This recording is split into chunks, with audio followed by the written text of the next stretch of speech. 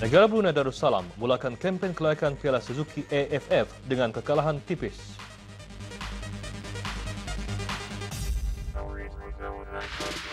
Newcastle mahu manfaat kelebihan di tempat sendiri.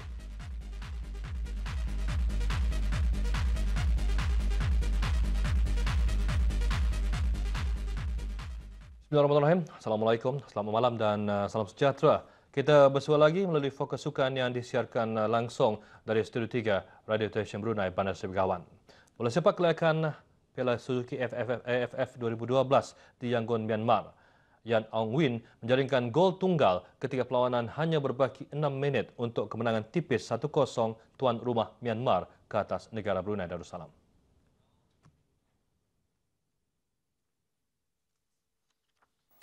Berangkat menyaksikan perlawanan yang berlangsung di pusat latihan belia Yangon ini ialah duli yang teramat mulia.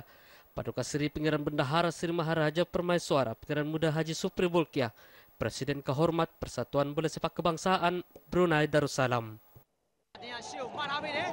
Myanmar menguasai permainan tetapi mereka tidak mampu menembusi pertahanan Brunei Darussalam yang cukup tersusun. Malah percobaan gol pertama diperolehi oleh Brunei Darussalam di minit ke-15 tetapi percobaan voli Shahrazin Said sedikit melambung di atas palang.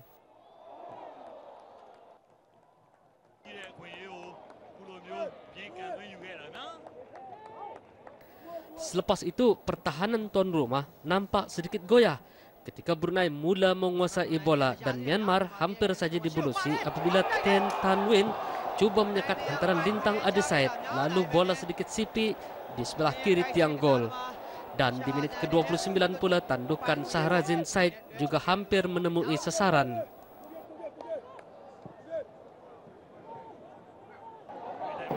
Peluang terbaik Myanmar hadir di menit ke-31 susulan kesilapan Api Aminuddin yang terhantar bola kepada Kilin yang cobaannya leret tersasar keluar.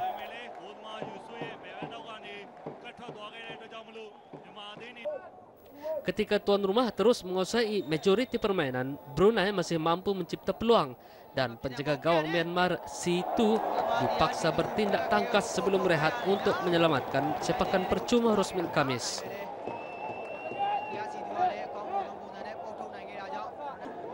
Beraksi di hadapan penyokong sendiri, Myanmar memulakan separuh masa kedua dengan lebih awal menguji Wardon Yusof dan sepakan percuma dari jarak jauh Yaza Wintin hampir menemui sasaran.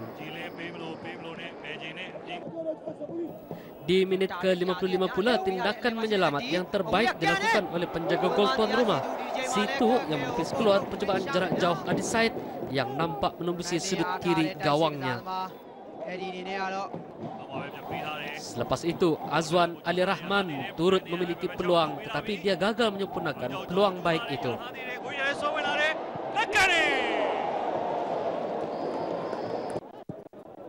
Akhirnya Myanmar mampu juga membulisi gawang Brunei di menit ke-84 apabila bola singgah di kaki Yang Aung Win di kawasan penalti lalu merembat rendah menerjah jaring gol Brunei.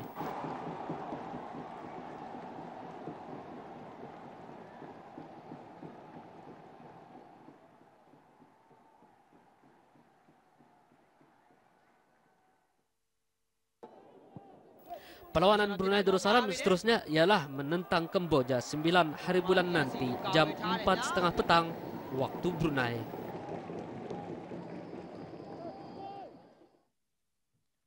Jalan golf amal piala rebutan. Kejohanan golf amal duli yang teramat mulia Paduka Seri Pengiran Muda Mahkota bagi dana Pengiran Muda Al-Muhtadi Billah untuk anak-anak yatim berlangsung selama 3 hari bermula 5 hingga 7 Oktober di Klub Golf di Raja Brunei, Jerudong.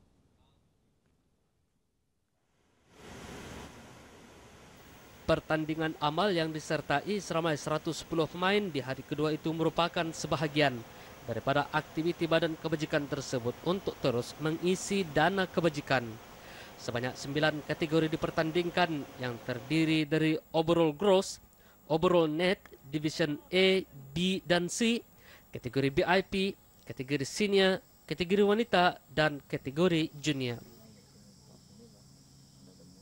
Program yang diadakan bagi mengisi dana untuk membantu golongan kurang berkemampuan Pertandingan tersebut bukan sahaja dapat mewujudkan jaringan baru antara pemain golf tetapi menggalakkan anggota masyarakat untuk beramal di samping bersukan. Selain berpeluang menerima hadiah menarik, juara keseluruhan kategori gross terbuka berpeluang untuk merebut piala pusingan kurnia duli yang teramat mulia. Di samping mereka juga berpeluang untuk menguji kemahiran mereka untuk melakukan hole-in-one pada lubang ketiga, 8, 13 dan 16 di mana pihak penganjur telah menyediakan beberapa buah kereta untuk dimenangi.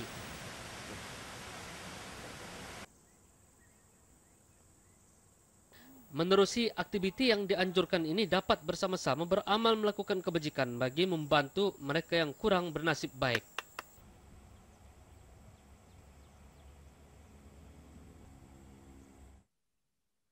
Beralih ke berita sukan luar negara. Kita mulakan dengan Liga Perdana Inggeris 2012-2013. Malam ini diteruskan lagi beberapa perlawanan dan sebelum itu kita saksikan dulu kedudukan pasukan-pasukan setakat ini.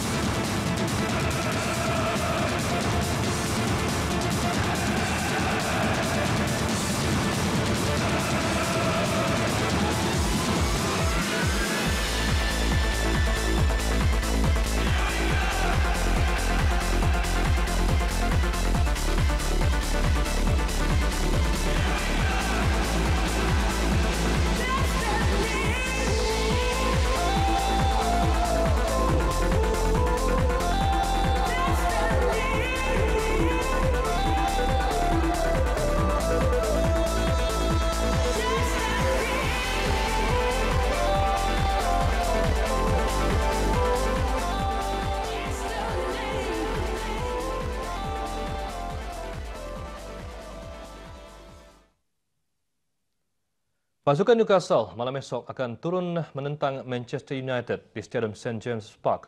Mereka yang yakin dapat menudukkan skuad bimbingan Sir Alex Ferguson itu di halaman sendiri, memandangkan prestasi mereka sejak kebelakangan ini menunjukkan peningkatan.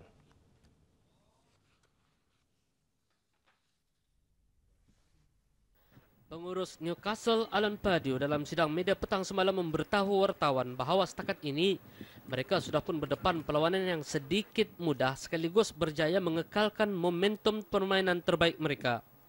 Dan esok mereka akan mula berdepan tugas sukar apabila akan menentang skuad bimbingan Sir Alex Ferguson, Manchester United.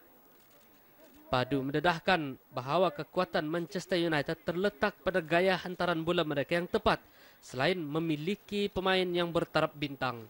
Namun jika Newcastle mampu mengekalkan rentak permainan mereka seperti biasa, mereka yakin 3 mata penuh akan berjaya dikutip di tempat sendiri esok.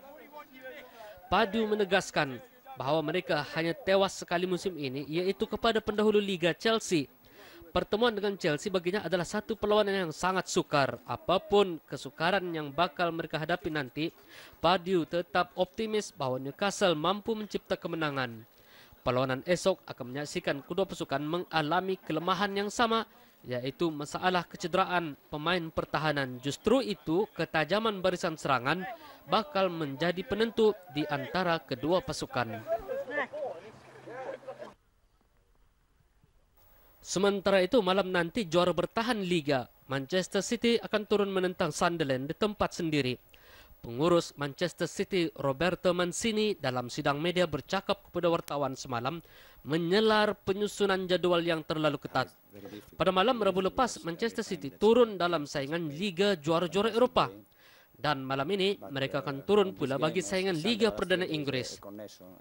Mancini mendedahkan bahawa pemainnya hanya ada tempoh 2 hari dan 12 jam untuk berehat dan memulihkan kecergasan mereka selepas kehilangan banyak tenaga sebelum ini. Mancini turut menegaskan bahawa pasukan Sunderland adalah satu pasukan yang cukup baik dan pastinya sukar bagi mereka untuk menewaskan pasukan Sunderland yang dilihat sangat kebal di kubu pertahanan. Salah seorang pemain yang bakal mereka hadapi nanti ialah bekas pemain Manchester City, Adam Johnson. Pemain lincah itu berpindah ke Sunderland selepas mendapat tawaran bermain dengan lebih kerap di Stadium of Light. Mancini turut mendedahkan punca pemain kebangsaan England itu berpindah ialah kerana dia mahu bermain selalu. Tambahan lagi, dia adalah pemain muda yang masih banyak tenaga. Mancini turut mendedahkan yang dia menganggap Johnson sebagai pemain terbaik dan adalah sukar baginya sewaktu melepaskan pemain itu berpindah ke Sunderland.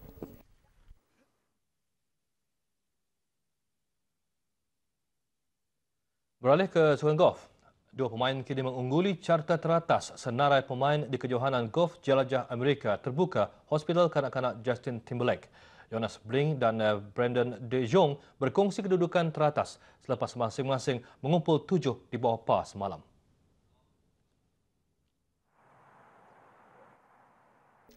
Hari kedua kejohanan golf jelajah Amerika terbuka Hospital Kanak-kanak Justin Timberlake semalam menyaksikan dua pemain terus mengekalkan kedudukan mereka selaku pendahulu keseluruhan.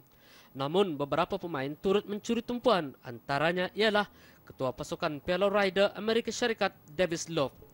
Dia yang bermula baik semalam bagaimanapun gagal mengekalkan momentum apabila hanya sekadar berjaya mencatatkan 67.4 di bawah par semalam.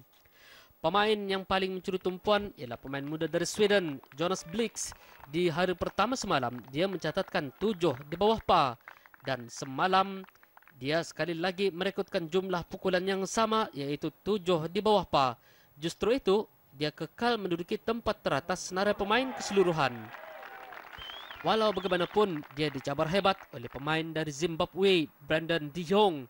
Di hari pertama, pemain itu mencatatkan 5 di bawah par dan semalam, dia tampil dengan hayunan lebih sempurna apabila mencatatkan pukulan paling terendah 62 pukulan 9 di bawah par sekaligus berkongsi kedudukan di tangga teratas dengan catatan 14 di bawah par keseluruhan.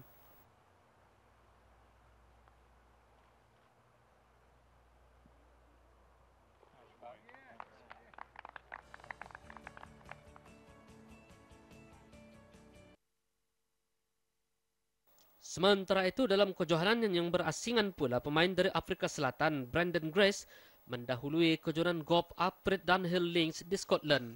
Hari kedua kejohanan semalam menyaksikan dua nama bersaing untuk menempah nama sebagai fokus utama akhbar tempatan. Nama pemain dari Afrika Selatan Brandon Grace dimuatkan di dada-dada akhbar manakala nama perenang Amerika Syarikat Michael Phelps juga memenuhi ruang akhbar apabila dia tampil dengan permainan yang baik di hari kedua kejohanan golf semalam. Apapun, Grace tetap menjadi tumpuan semalam. Di hari pertama, dia membenam 10 pukulan birdie dan semalam dia mencipta 5 pukulan birdie untuk catatan 17 di bawah par keseluruhan. Grace kini mendahului kejohanan selepas tamat hari kedua semalam. Dia bagaimanapun diikuti rapat oleh pemain Denmark, Torbjörn Olesen dan Oel Soholm dari Sweden yang ketika ini berkongsi kedudukan di tangga kedua dengan hanya dipisahkan 5 pukulan di belakang pendahulu. Kejohanan golf Alfred Dunhill ini merupakan satu-satunya kejohanan golf yang menawarkan permainan di 3 buah lapangan golf berasingan, yaitu The Old Course di St Andrews, Championship Course di Canostay dan lapangan golf Kingsband.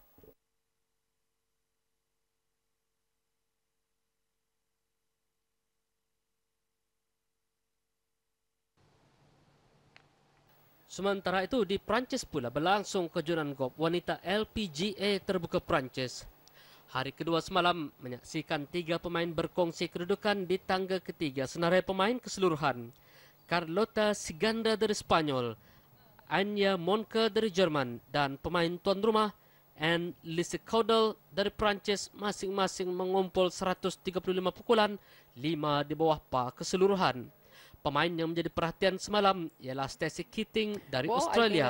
Sebelum ini dia mendahului carta teratas senarai pemain keseluruhan selepas mencatatkan pukulan paling terendah semalam dengan catatan 62 pukulan 8 di bawah par, tetapi prestasinya jauh merosot di hari kedua apabila hanya sekadar menamatkan permainan dengan 71 pukulan, 1 di atas par sekaligus jatuh ke kedudukan kedua senarai pemain. Pemain yang paling mencuri tumpuan semalam ialah pemain dari Itali, Diana Luna.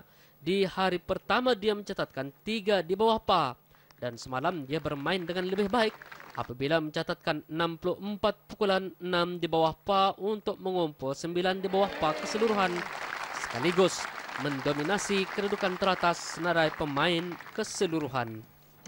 Hacer el corte, ahora esperemos tener un buen fin de semana, esperemos que las cosas salgan mejor. Dari sukan golf itu, kita beralih ke perkembangan perlombaan kereta Rally Dunia Terbuka Perancis. Pemandu tuan rumah Sebastian Loeb yang memandu Gendra Citroen menguasai senarai teratas pemandu dengan kelebihan 13 sat selepas tamat hari kedua semalam.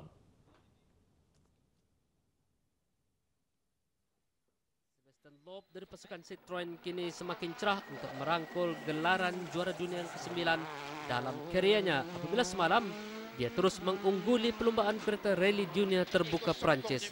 Dari 7 peringkat perlombaan dalam tempoh 2 hari sebelum ini, dia memenangi 4 peringkat perlombaan dan kini dia mendahului senarai teratas pemandu dengan kelebihan 13,1 saat di hadapan musuh utamanya Jari Matilet Bala dari Finland yang memandu Gendra Ford. Loeb yang akan bersara tahun depan bagaimanapun terpaksa lebih berhati-hati di peringkat seterusnya memandangkan dia dicabar hebat oleh pemandu pasukan Ford. Antara yang turut menjadi pencabar utama Loeb ialah Mikko Hebenen yang ketika ini ketinggalan lebih 30 saat di belakang Loeb, namun dia masih berpeluang untuk memintas Loeb kerana perlombaan masih ada 15 peringkat lagi yang meliputi jarak lebih 404 km.